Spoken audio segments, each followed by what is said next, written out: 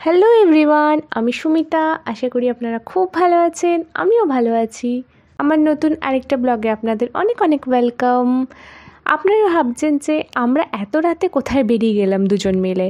আসলে এটা রাত নয়, এটা ভোর হয়ে গেছে। এখন বাজে সকাল 5:30, কিন্তু এখানে আলো ফোটে হচ্ছে ওই সকাল 7টা 7:30টার দিকে, তো সেই জন্য মনে হচ্ছে রাত রাত, কিন্তু অনেক লোকই এখন কাজে বেরিয়ে গেছে।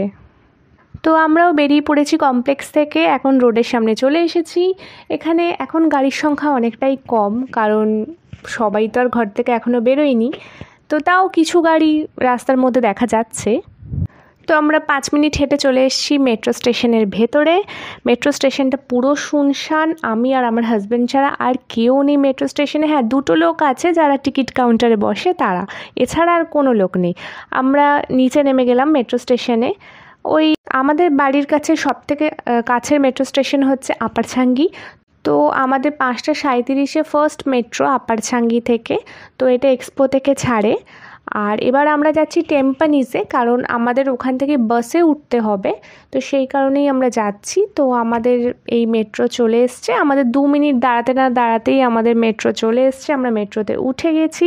মেট্রোতে উঠে দেখুন অবস্থা, মেট্রো পুরো ফাঁকা। দূরে দুজন বসে আছে, কিন্তু এমনি পুরো ফাঁকা, আর মেট্রো স্টেশনেও কোনো লোক ছিল না।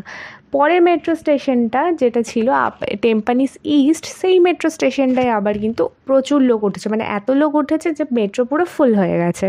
আমরা টেম্পানিসে নেমে গেছি। টেম্পানিসে যেখানে বাস দাঁড়াবে, বাস স্ট্যান্ডটায়, সেখানেই চলে এসেছি। তো সামনেই একটা বাস চলে এসছে। আমি খুব এক্সাইটেড হয়ে ভেবেছিলাম যে হয়তো এটা আমাদের বাস, কিন্তু অ্যাকচুয়ালি না, এটা হচ্ছে ক্রু মেম্বারদের বাস। আর মানে এখান থেকে যারা আর কি যায় সকাল সকাল কাজ করতে, তো সবাইকে এখান থেকে পিক আপ করে নেয়। এখানকার সাইকেল স্ট্যান্ডগুলো এরকমই, ওপরে কীরকম একটা ক্রস করা আছে, ওখানেই সব সাইকেলগুলোকে বেঁধে রাখে।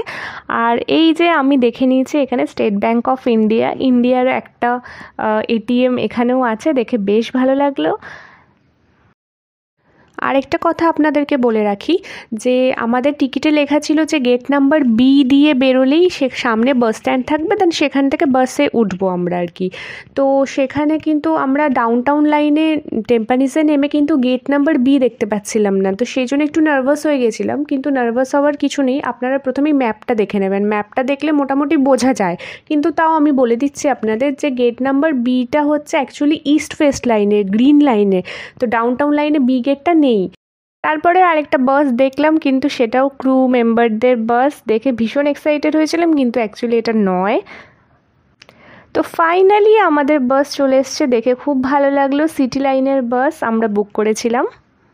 বাসটা ছিল ডাবল ডেকার, নিচে কিছু সিট ছিল আর ওপরেই সব সিটগুলো প্রায় ওপরেই ছিল, তো আমরা নিচেই বুক করেছিলাম। তো আমরা বাসে উঠে গেছি, বাসে উঠে বসে পড়েছি।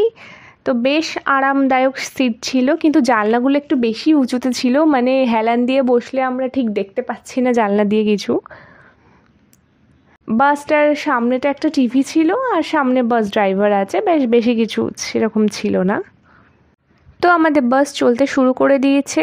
আকাশের দিকে তাকান, দেখুন একটু সকালের আলো ফুটেছে। এখন বাজে 7:15, বাস একটু লেট করেছে, তাই আমাদের লেটে ছেড়েছে, কারণ একটু সকাল সকাল হয়েছে। 7:15টা হচ্ছে সিঙ্গাপুরের ভোরবেলা। তো আমাদের যাত্রা শুরু হয়ে গেছে। তো আমরা টেম্পানিস থেকে উঠে গেছিলাম। ওখান থেকে উঠে আমি ভেবেছিলাম বাসটা জোহর বারু হয়ে বেরিয়ে যাবে, কিন্তু না, সেটা করেনি। বাসটা আবার ডক রিজার্ভারের ওদিক দিয়ে হয়ে এটা ঢুকে গেছে হচ্ছে সেরানগুন নভিনা, মানে মেইন সিটি যেটা, সেটা দিয়ে আর কি ঢুকে গেছে। ঢুকে গিয়ে এটা চলে যাচ্ছে হচ্ছে টুয়াস লিঙ্কের দিকে। লিঙ্কের যে টুয়াস চেক পয়েন্ট, সেইটা দিয়ে বেরিয়ে এটা মালাক্কা যাবে। তো একটা বিশাল টানেলের মধ্যে দিয়ে আমরা এখন পেরোচ্ছি। পেরিয়ে গেছি টানেল, এবার নানা ধরনের অফিস টফিস দেখতে পাচ্ছি। দেখতে দেখতে আমরা এগিয়ে চলেছি আমাদের গন্তব্যে। সিঙ্গাপুরে গাছগাছালি সেরকমভাবে কিছু নেই, যেমন আমাদের বাড়ির মধ্যেই আম গাছ, জাম গাছ, কত ধরনের গাছ থাকে, কিন্তু এখানে এরকম বাড়ির মধ্যে কিছু নেই। এখানে তো সব ফ্ল্যাট সিস্টেম, মানে নিজস্ব বাড়ি খুব কম, এখানে ফ্ল্যাট সিস্টেমটাই বেশি। তো আপনারা এখানে যে গাছগুলো দেখছেন, এগুলো কিন্তু অ্যাকচুয়ালি সাজানো হয়েছে গাছ দিয়ে চারিদিকটা, যাতে শুধু কংক্রিটের জঙ্গল না মনে হয়। কিন্তু কিছু কিছু জায়গা এমন আছে সেখানে কোনো গাছগাছালি দূর দূর তক নেই, মানে মাঝখানটা পুরো কংক্রিটের জঙ্গল। আমরা প্রায় চেক পয়েন্টের কাছে চলে এসেছি। তো আমাদের চেক পয়েন্টের নাম হচ্ছে টুয়াস চেক পয়েন্ট। মালাক্কা বা মালয়েশিয়া যাওয়ার জন্য কিন্তু দুটো ব্রিজ আছে, একটা হচ্ছে টুয়াস চেক পয়েন্ট দিয়ে যাওয়া যায় আর একটা হচ্ছে জহর বাহরু দিয়ে যাওয়া যায়। তো মালাক্কাটা যেহেতু ওয়েস্ট সাইডে, তো টুয়াস চেক পয়েন্ট দিয়ে গেলেই এটা খুব ইজি পড়ে। তো টুয়াস চেক পয়েন্টে আমরা পৌঁছে গেছি। চেক পয়েন্টে পৌঁছানোর মানে ওই চেক পয়েন্টের একটু আগে থেকে ডিপার্চার হল অবধি পৌঁছানোর জন্য প্রায় আমাদের 1 ঘন্টা লেগে গেছে, মানে এতটাই জ্যাম ছিল ওই সময়টা। আর আমরা যাচ্ছিলাম হচ্ছে উইকডেজে, তাও যে কেন এত জ্যাম ছিল কে জানে, মানে বাসটা নড়তেই চাইছিল না আর কি। তো আমরা বাস থেকে নেমে গেছি, চেক ইন এবার সব চেক টেক হবে আর কি, ইমিগ্রেশন কাউন্টারে যেতে হবে। তো ডিপার্চার হলে আমরা প্রবেশ করে গেছি। তো আমরা ইমিগ্রেশন করে বেরিয়ে গেছি, সব ক্লিয়ার ছিল, কোনো অসুবিধাই হয়নি আমাদের। তারপরে এটা হচ্ছে আমাদের বাস, এখানে ওই 5-10 মিনিট দাঁড়ায়, অনেকে ওয়াশরুম যায় একটু রিল্যাক্সের জন্য আর কি। তো আমাদের ডাবল ডেকার বাস ছিল, আমরা সিটি লাইন ট্যুর অ্যান্ড ট্রাভেলসের বাসে গেছিলাম মালাক্কা। আর এই বাসটা বেশ কমফোর্টেবল ছিল, অসুবিধা একদমই হয়নি আমাদের, একটু টাইমটাই বেশি লেগেছে এই যা।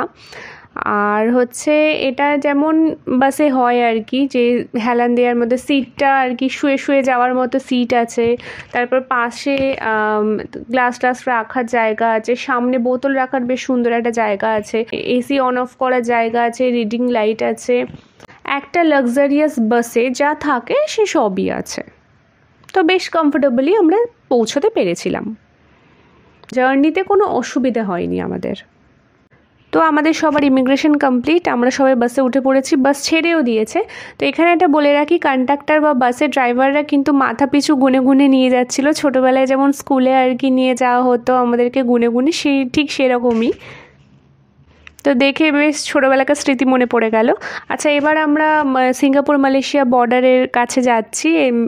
এইটা হচ্ছে সিঙ্গাপুর মালয়েশিয়া বর্ডার। এখানে মানে এই রিভারটাই হচ্ছে সিঙ্গাপুর আর মালয়েশিয়াকে আলাদা করেছে।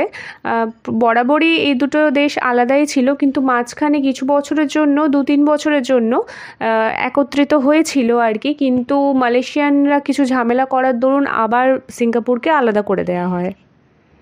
বর্ডার ক্রস করতে করতে আপনাদের কাছে কিছু বলে রাখি যে আমি ডিপার্চার হলে ঢোকার সময় না ভিডিও করতে করতে ঢুকছিলাম। তো অ্যাকচুয়ালি কিন্তু ডিপার্চার হলে ঢুকে গেলে কোনো ভিডিও বা ফটো তোলা একদমই নিষেধ, লেখাও ছিল অবশ্য, আমি খেয়াল করিনি সেটা। তো বাই চান্স ওখান থেকে কেউ দেখেনি গার্ডরা, না হলেই কিন্তু আমার ফাইন হয়ে যেত। তো যে কোনো জায়গাতেই যখন ডিপার্চার হলে বা কোথাও যাবেন আর কি, ইমিগ্রেশন কাউন্টারে যে কোনো জায়গায়, যে কোনো এয়ারপোর্টে, তো একদমই কিন্তু এরকম মানে ফটো ভিডিও কিছু করবেন না।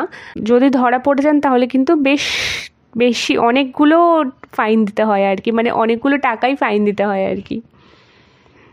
তো মালয়েশিয়া আমরা ঢুকে গেছি। মালয়েশিয়া ঢুকেই সবথেকে প্রথমে যেটা চোখে পড়লো আমাদের, যে সারি সারি নারকেলের গাছ, পাহাড়ের পাদদেশে নারকেল গাছের চাষ হচ্ছে আর কি, নারকেলের চাষ হচ্ছে।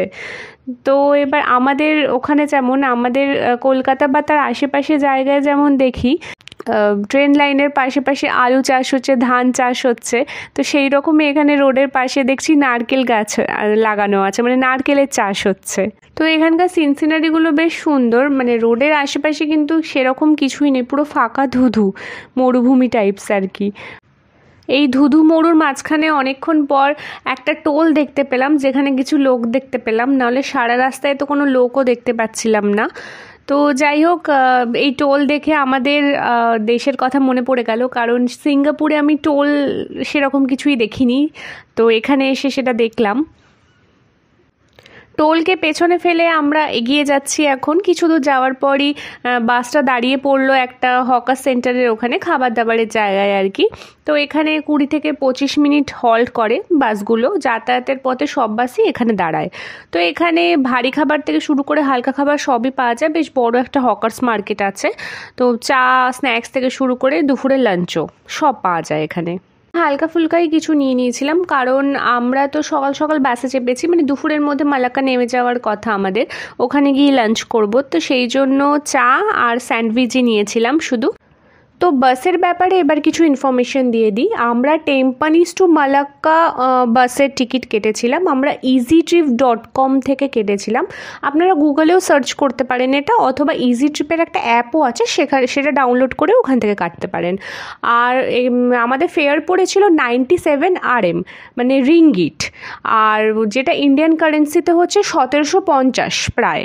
সিঙ্গাপুর থেকে মালাক্কা যেতে ওখানে লেখা থাকে যে 4 থেকে 4.5 ঘন্টা লাগে, কিন্তু অ্যাকচুয়ালি আমরা যেটা ফিল করলাম যে রাস্তায় রাস্তায় বাস দাঁড়ায়, কখনো খাবারের ওখানে, কখনো ইমিগ্রেশনের ওখানে, বা ইমিগ্রেশনে অনেকটাই প্রায় টাইম লাগে, সেই জন্য আমাদের 6 থেকে 6.5 ঘন্টা সময় লেগেছিল। এই ভিডিওটা প্রচুর লেন্দি হয়ে যাচ্ছে, তাই এই ভিডিওটা আমি এখানেই শেষ করছি। সিঙ্গাপুর টু মালাক্কার আর যা যা এক্সপিরিয়েন্স, ফেয়ার থেকে শুরু করে যাবতীয় সব কিছুই আমি অন্য একটা ভিডিওতে আপনাদের সাথে শেয়ার করব। সবাই খুব ভালো থাকবেন, হ্যাপি থাকবেন, সুস্থ থাকবেন। আজকে ভিডিওটা এখানেই শেষ করলাম, পরে নতুন একটা ব্লগে আপনাদের সাথে আবার দেখা হবে। টাটা।